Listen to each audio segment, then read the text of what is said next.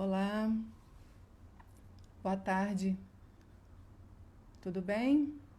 Vocês estão chegando aí? Vamos começar mais uma live.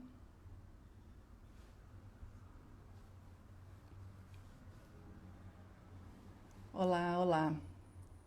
Bom, hoje nós vamos conversar com a Laura Facuri, nossa convidada, que já deve estar chegando por aqui, para a gente falar de um tema bastante importante na clínica e não apenas, né, que é o tema do suicídio e como que diferentes perspectivas teóricas podem nos ajudar a compreender e a enfrentar esse desafio de compreensão e de apreensão de um fenômeno tão complexo como esse. Bom, Laura está chegando aqui.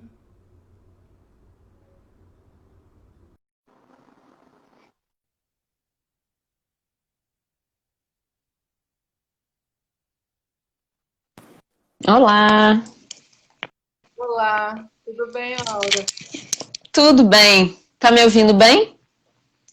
Sim, te ouço bem. Você também? Também tô. Ouvindo super bem. Bacana. Bem-vinda. Obrigada. Vou começar a nossa conversa. Então, já estava introduzindo um pouco o nosso assunto. De Tá. alguma forma, um tema em comum, né, Laura, nos nossos percursos de pesquisa, mas abordados em perspectivas diferentes, né? Acho que Isso. vai ser um pouco sobre isso também nossa conversa hoje. Uhum. Contextualizando um pouco, bom, você podia falar um pouquinho mais perto. Vocês, sim, me ouvem? Tem alguns momentos que te corta, parece, assim, corta sua fala. Mas eu consigo continuar depois. Então eu consigo entender. Tá, bom, você me diz. Acho que a Érica falou que Tá. estava um pouquinho baixo, né? Bom, contextualizando um pouco da nossa conversa de hoje, bom, sou Elisa Massa, sou uma das fundadoras do Travessias e em 2016 eu publiquei um livro que foi um resultado, um produto da minha dissertação de mestrado, que eu defendi em 2012 sobre o tema do suicídio e essa articulação com a psicanálise, buscando entender como que a psicanálise poderia contribuir, né, para a compreensão desse fenômeno tão complexo, né? Uhum. E aparece principalmente, né, nas contribuições do Freud a chave de leitura a partir da melancolia, né, entendendo o que ele descreve, né, assim, como que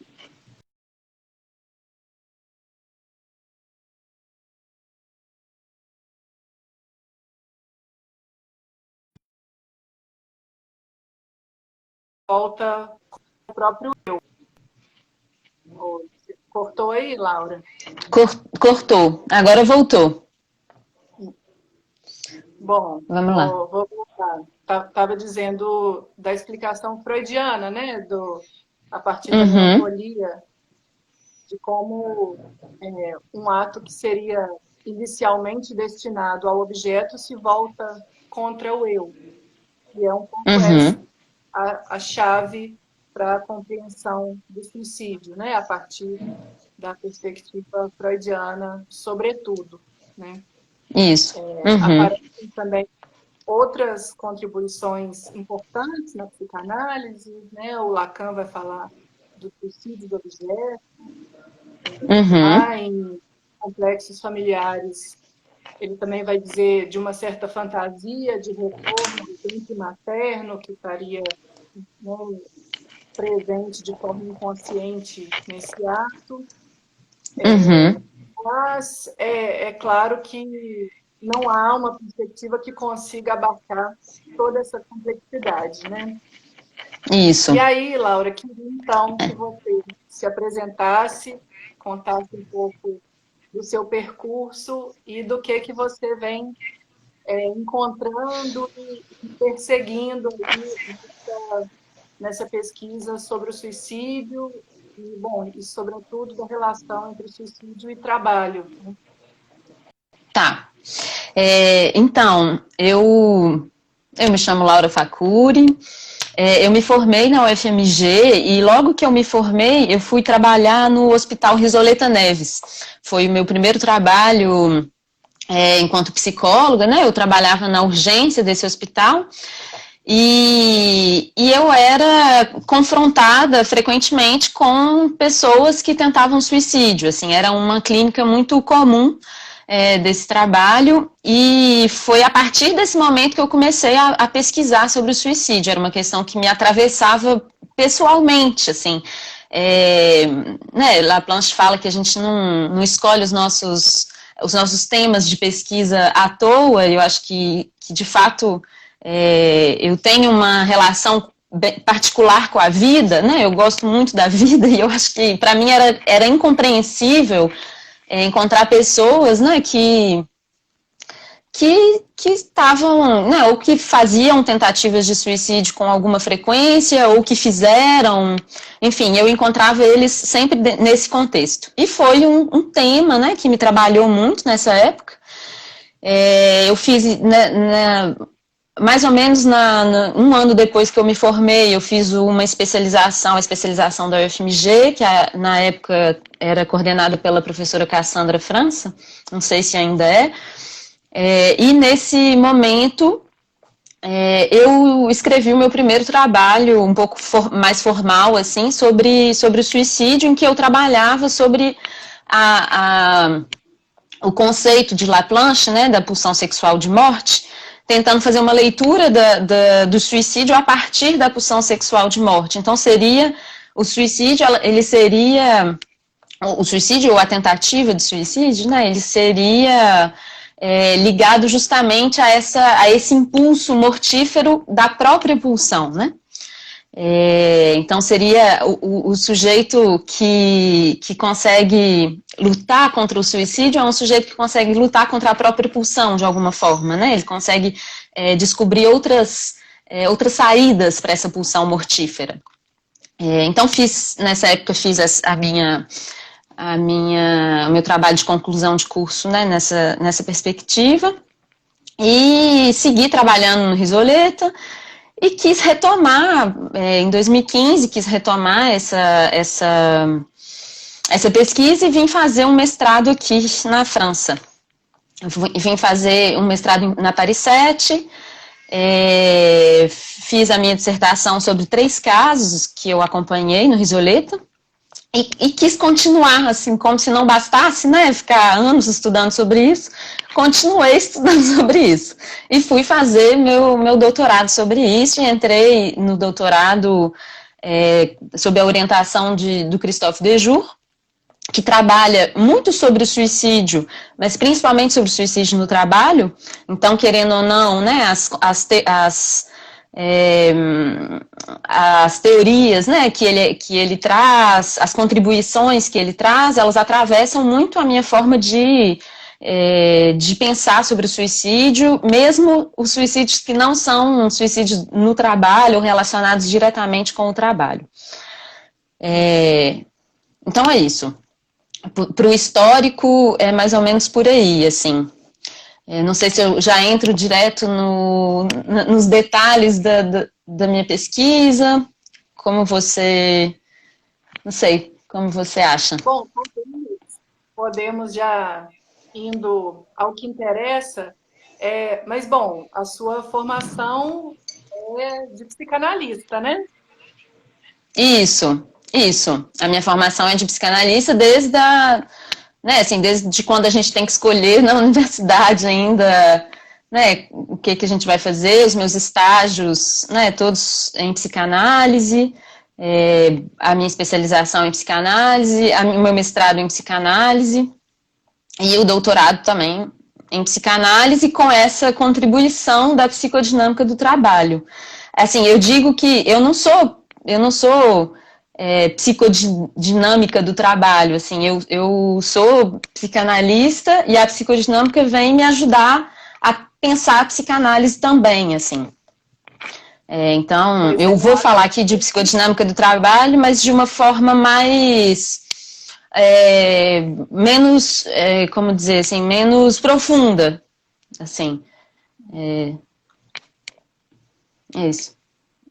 É muito, Você estava dizendo? acho muito rico esse percurso e de poder compreender as teorias como chaves de leitura de fenômenos que estão na vida, né?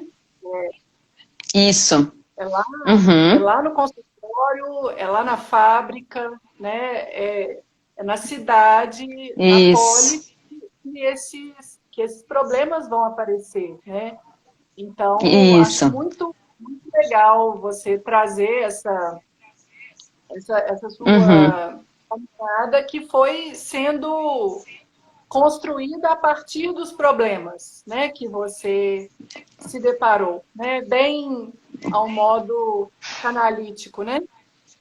Exato, exato. Isso. Acho que eu vou começar já a falar um pouco mais precisamente sobre a minha pesquisa, porque eu acho que responde muito bem isso que você está dizendo agora, assim, de como que a nossa escuta muda muito a partir das teorias que a gente tem como referência, né? Assim, como que justamente a psicanálise tem esse lugar muito político mesmo, né? E quando você fala de polis, a psicanálise também é trabalho, né? Quando a gente está ali no nosso consultório, né, com o nosso paciente, ela também está nesse lugar de que ela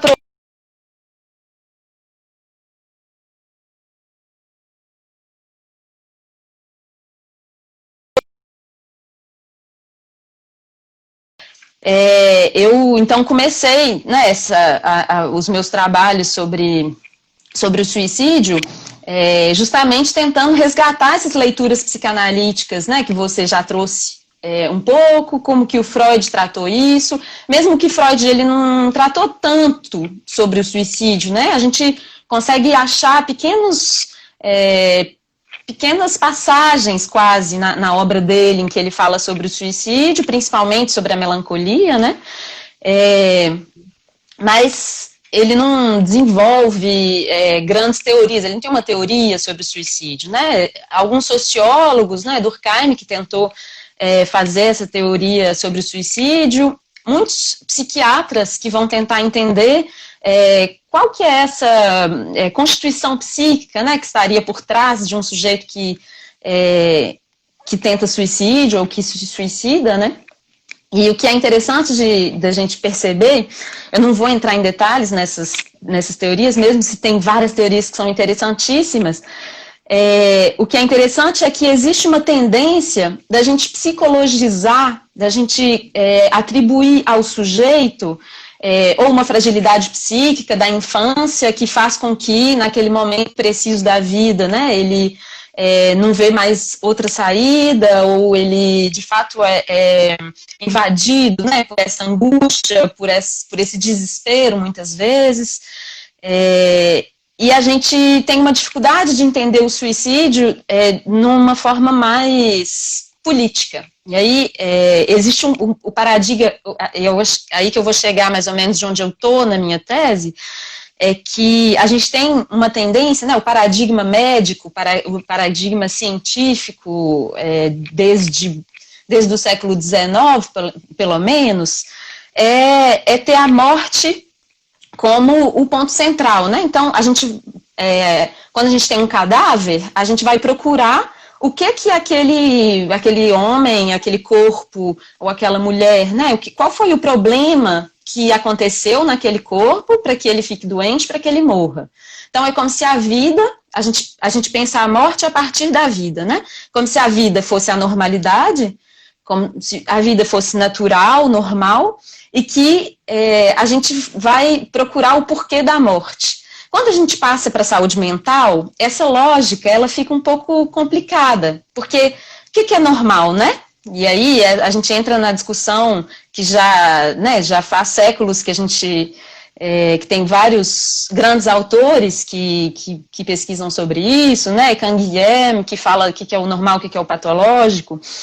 E o que a psicodinâmica do trabalho, a forma que ela contribuiu nessa discussão é que existe ela faz uma inversão nesse paradigma que é um paradigma da morte, eu vou chamar assim, tá? São as minhas palavras, eu não estou usando palavras exatamente da psicodinâmica, não. Mas o que ela faz? Ao invés de perguntar por que um sujeito adoece, mesmo psiquicamente ou fisicamente, ela vai se perguntar, na verdade, o que é mais comum de acontecer é que a gente adoeça. O que faz um sujeito não adoecer? Quais são as condições de saúde para esse sujeito? E quando a gente muda essa perspectiva, tudo muda. Assim, existe uma mudança de paradigma, e aí a minha pesquisa ela vai chegando mais para esse lado, né? Assim, a influência da psicodinâmica do trabalho me ajuda a entender um pouco como pensar nos casos de suicídio, né? Por que alguém chega nesse ponto de querer suicidar, ou de pensar no suicídio, ou de passar o ato, né? Assim, o que pode fazer crise naquele momento, né? E que faz com que tudo que se sustentava antes não se sustenta mais. Então, o que é que sustenta essa vida, né?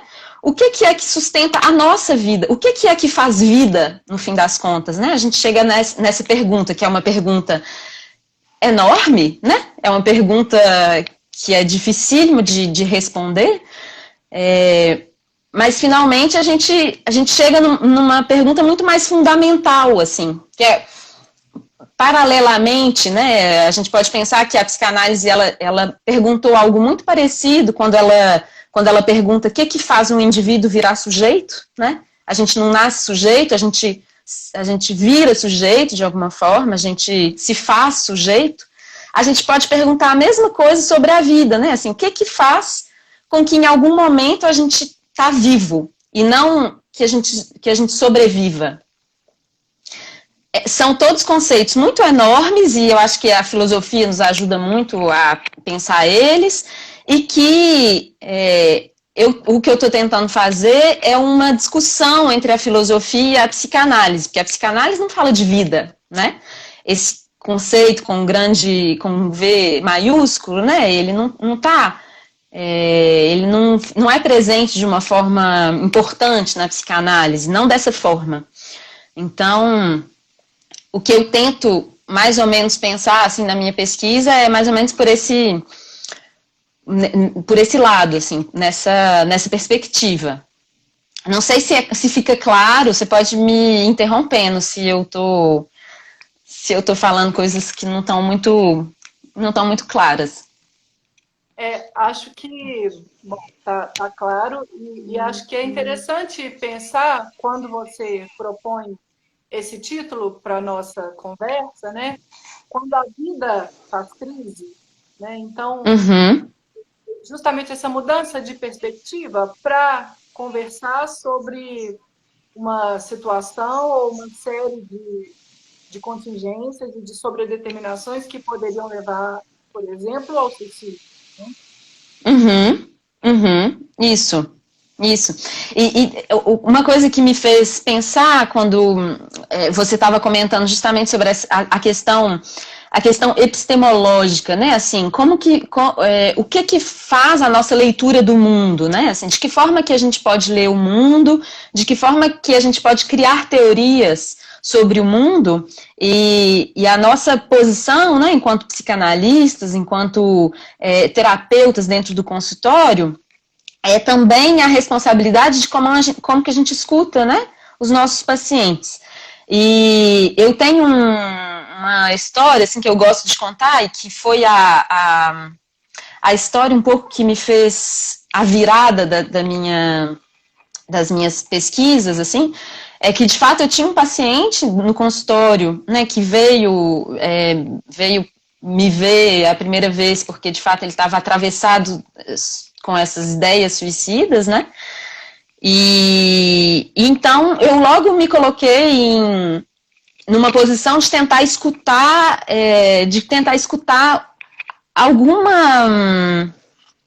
algumas manifestações ou ausência de manifestações da pulsão de morte, né? Assim, como que ele lidava com a própria destrutividade, e eu estava indo mais ou menos por esse lado, né? Assim, são as ferramentas teóricas que a gente tem. E um dia foi ele que me fez a virada de perspectiva, assim. Um dia ele dizia muito que a vida estava perdendo muito sentido, são falas recorrentes, né, entre as pessoas que têm ideias suicidas e tudo.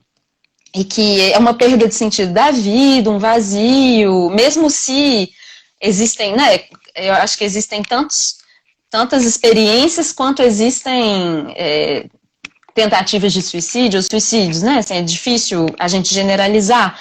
Mas normalmente as pessoas que vêm nos ver, né, que tem esse tempo psíquico de vir nos ver no consultório, né, são trabalhadas, assim, tem coisas que passam por aí, por essa fala, assim, da perda de sentido, do vazio.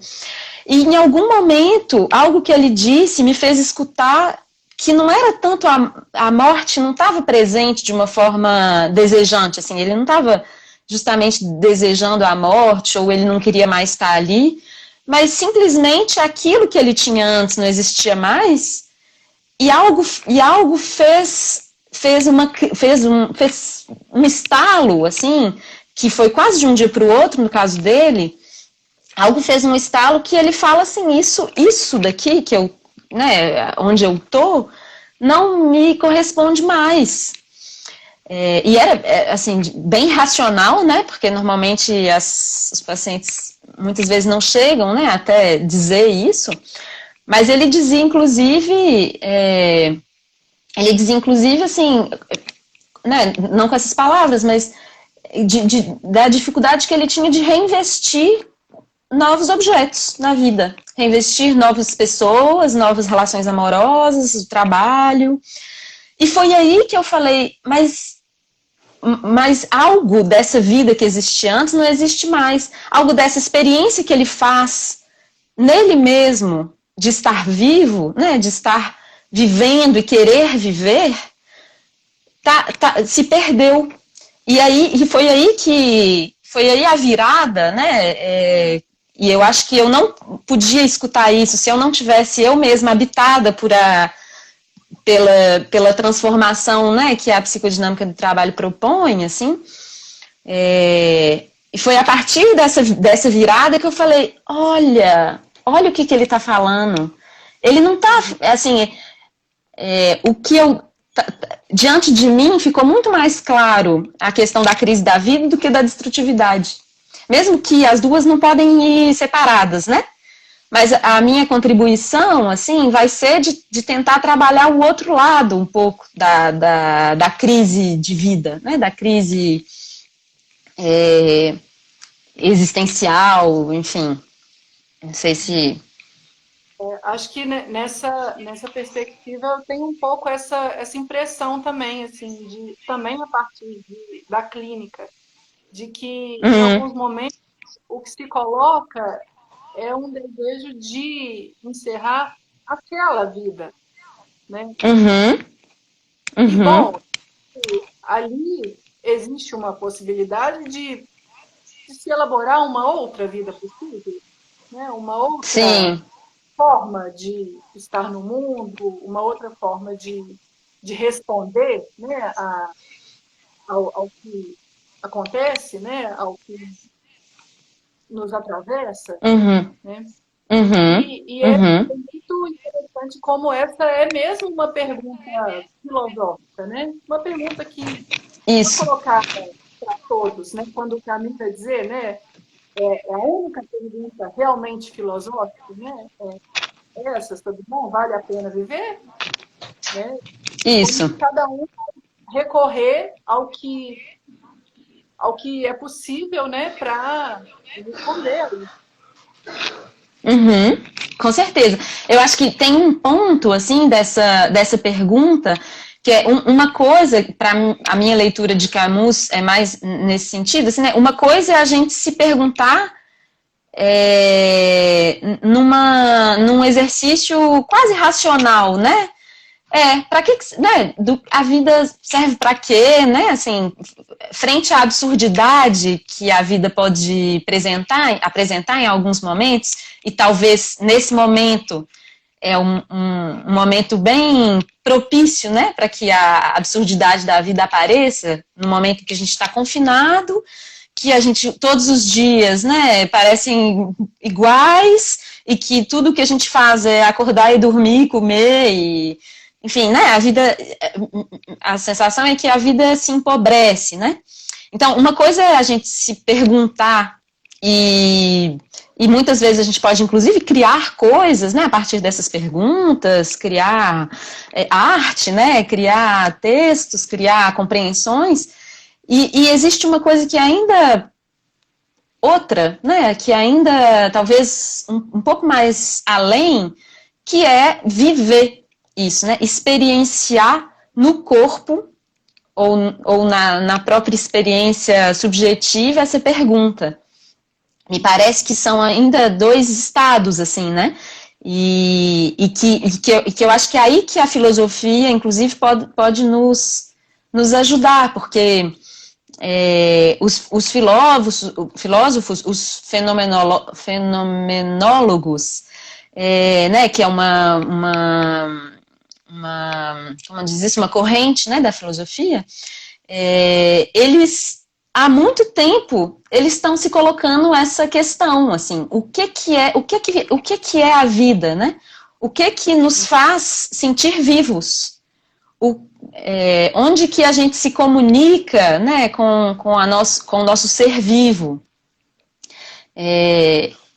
Tem um filósofo em especial que eu gosto muito e que desenvolveu toda uma teoria sobre a fenomenologia da vida, que ele chama Michel Henry. Ele passou a vida dele a entender o que é estar vivo, a entender o que é experienciar essa vida, né? E eu acho que a psicanálise tem muito a contribuir na discussão, né? Justamente colocando que a pulsão de morte, ela existe porque a gente está vivo, né? Na vida. Mesmo que ela tenha, né, como fala isso? Esse objetivo, talvez, não sei se é a boa palavra, né? Mas algo da destrutividade, né? Ela só existe porque a vida está aí, né? Então, existe essa discussão, né, com a filosofia também, que é muito rica, que pode ser muito rica, assim, que é um pouco que eu estou tentando trazer também. Com a presença do inconsciente, né, assim, porque a filosofia também, ela fica muito do lado da consciência, né, desde Descartes, assim, de o que a gente pode... como que a gente pode perceber a partir da nossa consciência, e o que traz Michel Henry justamente é que não é a consciência que percebe a vida, né? A vida ela é provada. Como a gente prova um bolo, a gente prova a vida com o nosso corpo, né? Com o nosso estar vivo. Não tem como a gente ter consciência da vida. É um pouco por aí, assim, e eu acho que os pacientes, né, que são atravessados por essas questões suicidas e mesmo outras problemáticas, né, depressivas e tudo, é o que eles nos trazem com muita força, né? É essa vida que parece desaparecer de alguma forma, né? A prova da vida que se esgarça, né? Que está um pouco perdida, assim. Bom, Laura, eu queria te perguntar também se você podia contar um pouco dessas contribuições do DEJU, a partir do recorte que você eleger, sobre essa relação, né, entre o suicídio e o trabalho, inclusive, né, a partir dos acontecimentos da França, né, em 2014, se pudesse contextualizar, porque, acho que é também uma forma de entender como as questões práticas se impõem, né, sobre uma teoria, né? Sim. Isso, tá. Então, eu vou... O DEJUR, um dos esforços, né, da teoria, né, da teorização que ele faz, né, dos trabalhos que ele desenvolve, é de mostrar, de demonstrar e de explicar, né, demonstrativamente, a importância do trabalho na vida psíquica e na saúde mental. E ele vai longe nessa ideia e, inclusive, ele propõe que existe uma dupla centralidade para o sujeito. Então, enquanto para a psicanálise existe a centralidade da sexualidade, né, o DEJUR vai dizer que a psicodinâmica do trabalho, ela nos mostra, né, que esse trabalho, que o trabalho, a prática a partir da clínica do trabalho, né, ela nos mostra que o trabalho também é central na vida do ser humano, né? Então, ele vai dizer que existe uma dupla centralidade. Existe o trabalho como ele...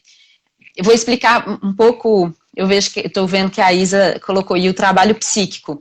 Ele faz ele distingue dois tipos de trabalhos diferentes. Então, tem o trabalho Arbeit, que é o trabalho proposto por Freud como trabalho psíquico, que é justamente essa exigência de trabalho, né? Se a gente faz uma leitura laplanchiana, o que as coisas do mundo, ou as mensagens enigmáticas, né, nos faz de trabalho, de exigência de trabalho, exigência de tradução, né?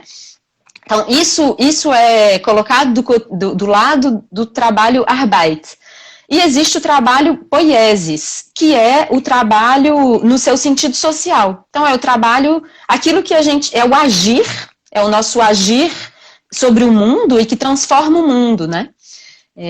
Que é mais, né, o que a gente chama de trabalho em ciências sociais, ciências econômicas, é mais para esse lado de trabalho.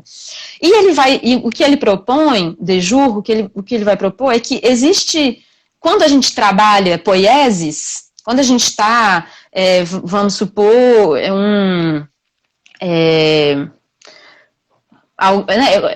como a gente fala o cara que trabalha com madeira, o menuisier, marceneiro.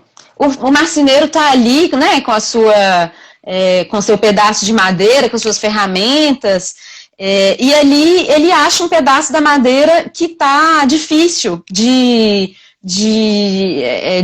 furar ou de traçar, enfim. E aquela resistência da madeira faz com que ele precise inventar uma nova forma de furar ou de traçar ou de fazer aquilo que ele precisa fazer. Isso é trabalho psíquico. Isso é como se a madeira convidasse ele, né, a entrar nesse trabalho e agora o que eu faço frente a isso? Eu preciso de usar a minha inteligência, de usar a minha elaboração para poder, né, de elaborar aquilo que acontece, para poder lidar com aquela resistência da realidade, né, do real, ele vai dizer. Quando a gente tem uma possibilidade de usar a nossa capacidade de inteligência, a nossa capacidade de elaborar para poder, né, transformar o mundo, a gente está sublimando. E a gente está conseguindo, de fato, dar uma outra direção, né, para a pulsão sexual. E existe, então, situações no trabalho, que aí a gente vai pensar em organizações de trabalho mais complexas, né, em instituições, existem formas, né, de entrave dessa sublimação que são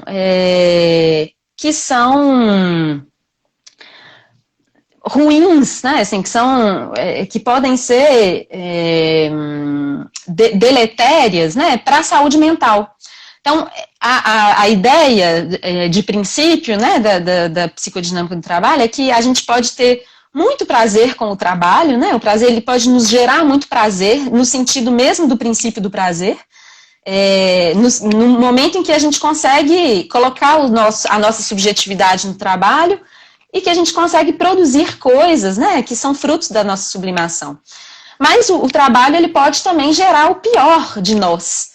Ele pode nos sustentar, né? Então, assim, ele pode nos oferecer uma estabilização psíquica, mas ele pode também ser muito destrutivo psiquicamente, né? E o que as teorias, né, os desenvolvimentos recentes da psicodinâmica mostram é que existe uma virada, né, na organização do trabalho, que ele vai chamar de New Management, que é uma forma de gestão, né, pelos números, uma forma de gestão e de controle do trabalho que não toma em consideração o trabalho real, né, assim, por exemplo,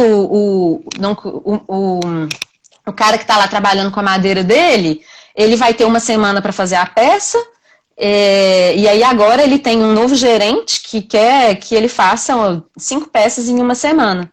Então, ele já não tem mais a mesma possibilidade, né, de trabalhar com a subjetividade dele, enfim. Existem uma série de funcionamentos psíquicos que vão estar entravados, né?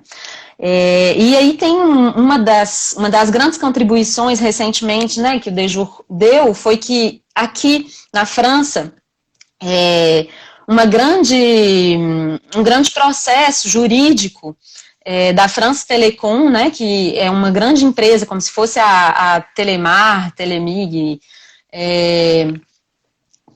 em que houveram muitos suicídios, alguns dentro da empresa e alguns fora da empresa, mas enfim, de trabalhadores dessa empresa, e esse processo jurídico, né, a questão era tentar justificar, né, se esses suicídios eram frutos, né, do trabalho e do sofrimento no trabalho, ou se eram psicologizando, né, assim, se eram frutos mesmo de uma fragilização psíquica de cada sujeito e tudo. E foi publicado a contribuição de Dejour, né, nesse processo que finalmente acabou com o julgamento, né, dos dirigentes dessa empresa. Eles foram culpados pela transformação da organização do trabalho e que isso foi o grande... né, o Dejour consegue demonstrar assim, como que isso foi contribuição para uma fragilização psíquica, justamente. Assim. É mais ou menos por aí, não sei se está longo, não sei se a gente está... Não, tá excelente lá. Olha, inclusive, eu já vou te dizer, porque eu sei que é difícil acompanhar os comentários enquanto a gente está conversando, mas, bom, as pessoas estão encantadíssimas com as questões que Ai, que maravilha.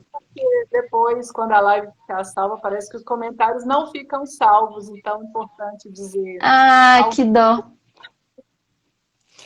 Ah, que dó.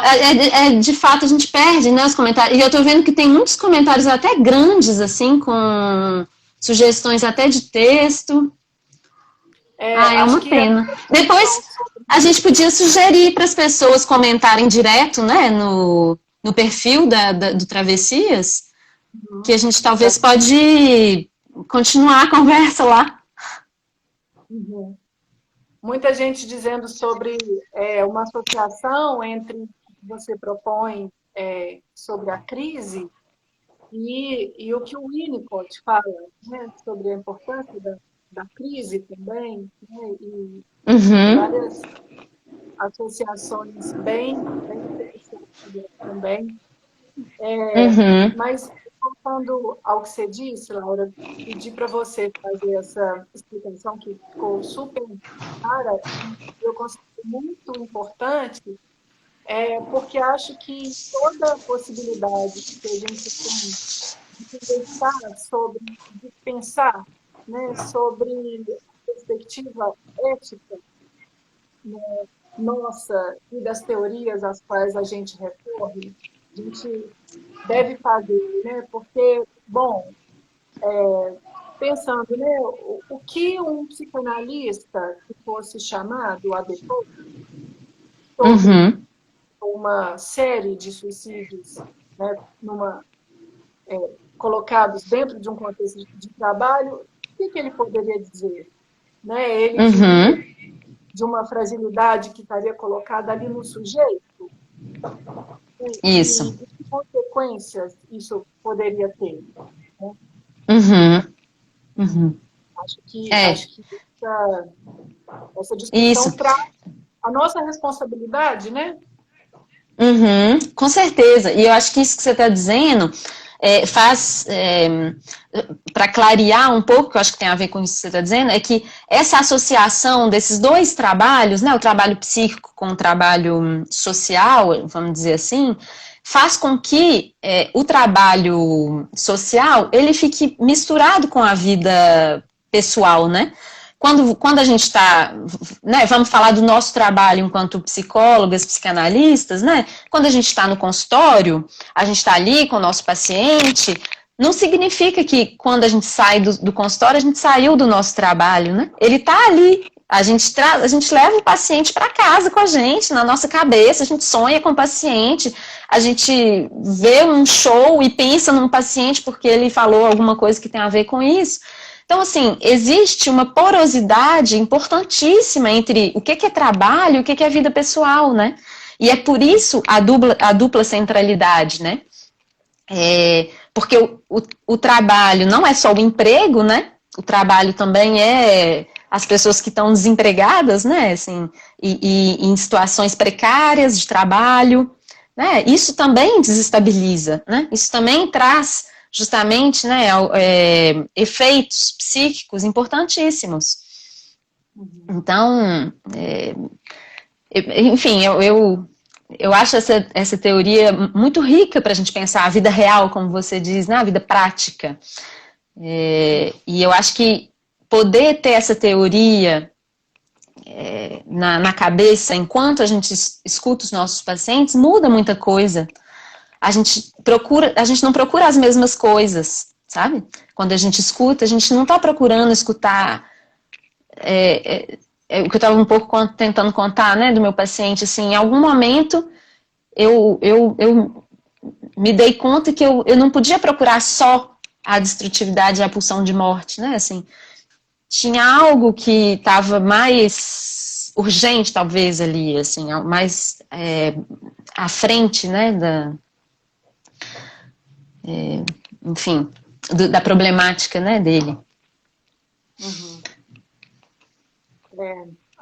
A Isabela está perguntando um pouco sobre os efeitos da pandemia, do que tem aparecido, né, por aí.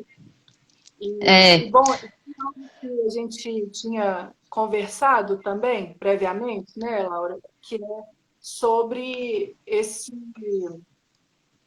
novo cenário que começa a se desenhar de home office como algo Isso.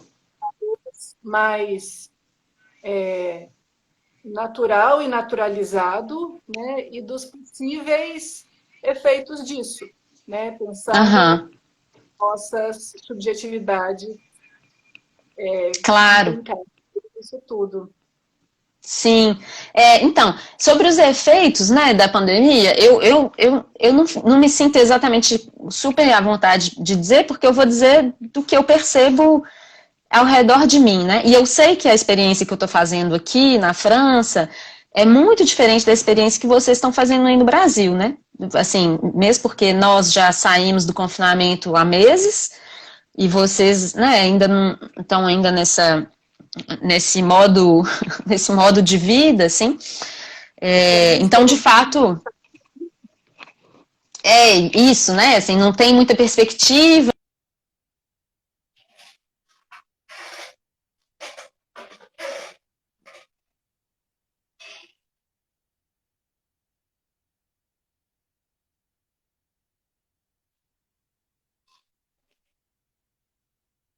Acho que travou um pouco aqui. Não sei se vocês estão ouvindo. Se...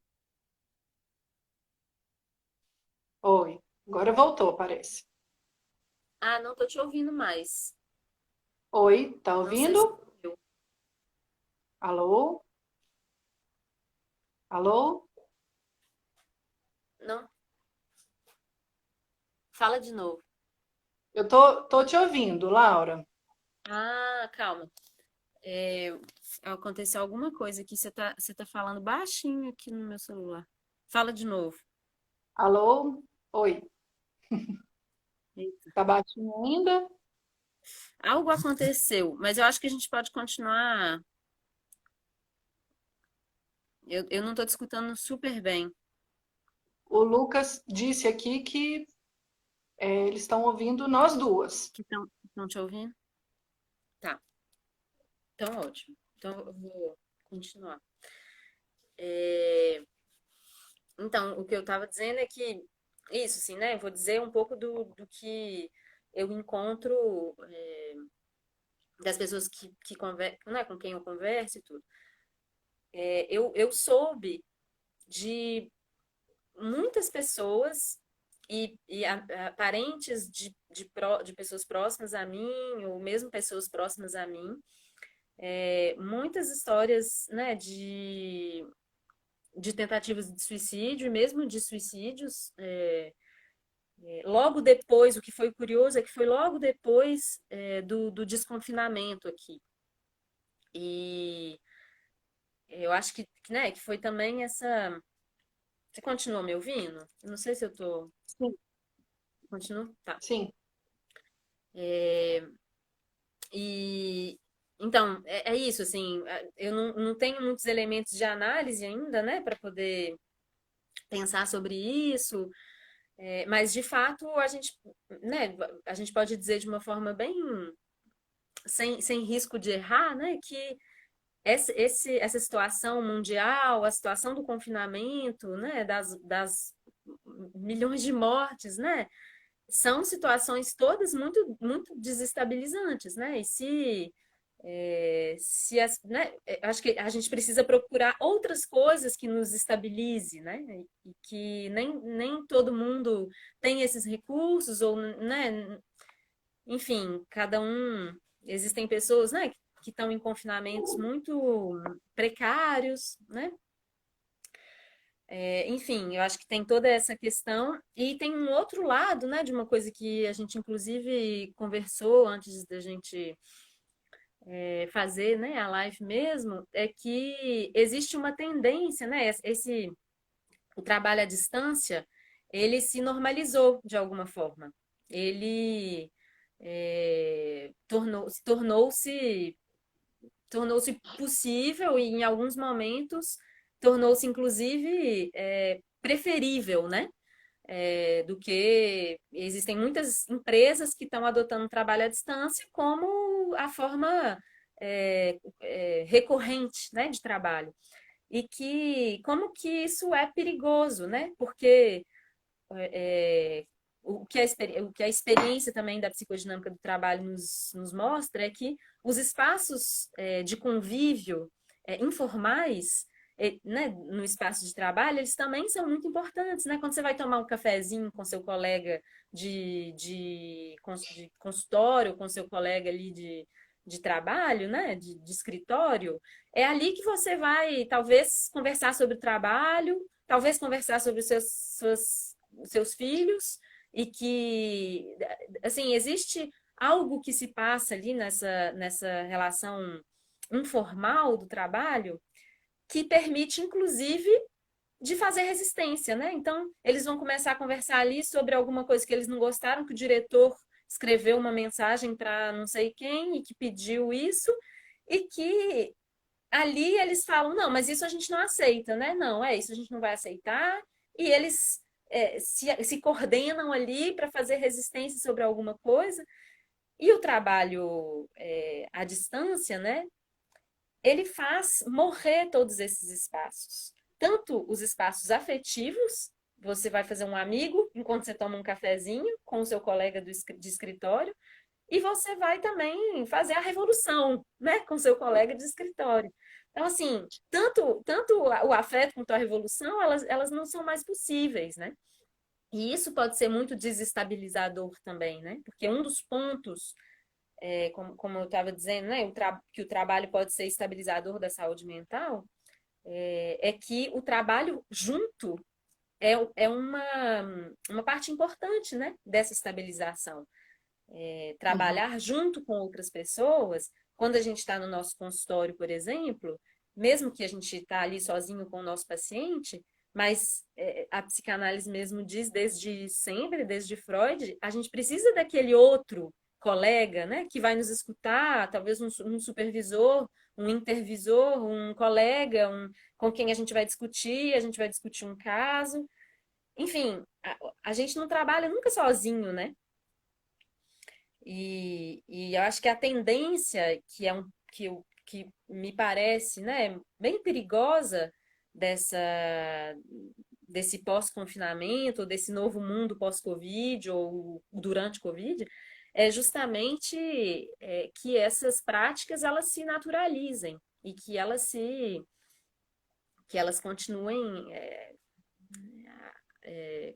como se fosse a normalidade, né? Justamente, assim. E eu acho que isso é um perigo mesmo, assim. Um perigo para a saúde mental, um perigo para o próprio trabalho, que se deteriora. Uhum.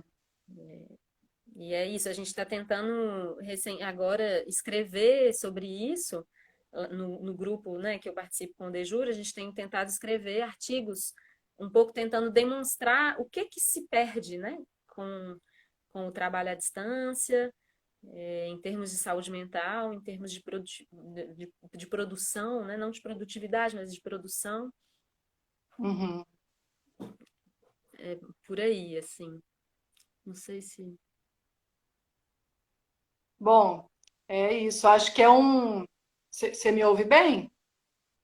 Você está um pouco distante, mas eu acho que é o meu fone que não está funcionando bem. Acho que as Deixa eu pessoas estão te tentar ouvindo. destravar o fone aqui. Deixa eu tentar.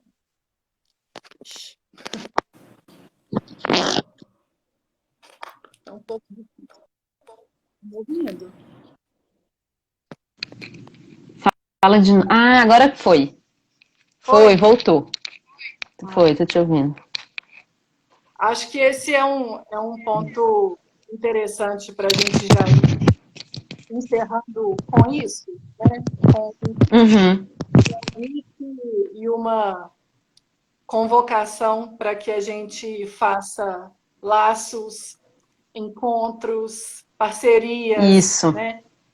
Todas as formas e meios possíveis, mesmo que trave, a gente segue Isso. persistindo para a Uhum. gente encontrar caminhos e saídas mais coletivas, mais solidárias, né, para esses Isso. desafios que não são poucos, nem são pequenos, né? É isso mesmo. Eu acho que parabenizar vocês nos Travessias, porque eu acho que o trabalho que vocês fazem justamente possibilita, né, esses encontros, mesmo à distância, e manter, né, o laço, né, manter os laços, manter a cabeça pensante, porque tem isso também, né, rapidamente a gente se bloqueia de elaborar, né? Se bloqueia de se criticar, né? E eu acho que o encontro com o outro também nos coloca nesse lugar de voltar a pensar um pouco. Então, queria parabenizar vocês todos, que eu sigo vocês à distância. Ah, bom, e a gente também te segue e contamos com a sua parceria. Foi ótimo. Eu agradeço muitíssimo pela Ah, obrigada a disponibilidade, você. pela Obrigada super a você. aula que foi para nós aqui, poder aprender com você. E queremos notícias do andamento da pesquisa, Tá que, bom. bom, já agendamos aí para daqui a um tempo você vir pessoalmente, fazer um seminário para nós. Faremos isso. Faremos isso. E quando for minha defesa também, tô querendo todo mundo aqui. Com Covid, sem Covid, vou convidar todos. Virem Bom me ver. demais. Muito, muito obrigada. Então, bom Então fim de tá, semana. Elisa. Muito obrigada também. Obrigada. Até a próxima. Tchau, gente. Tchau para todo mundo. Obrigada, E se o pessoal. pessoal quiser mandar coisas, perguntas, contribuições, sintam-se à vontade. Vou ter o maior prazer de responder, ler e tudo. Tá? Muito bom. Valeu demais. Tchau, tchau. Boa tarde, gente. Obrigada. Tchau.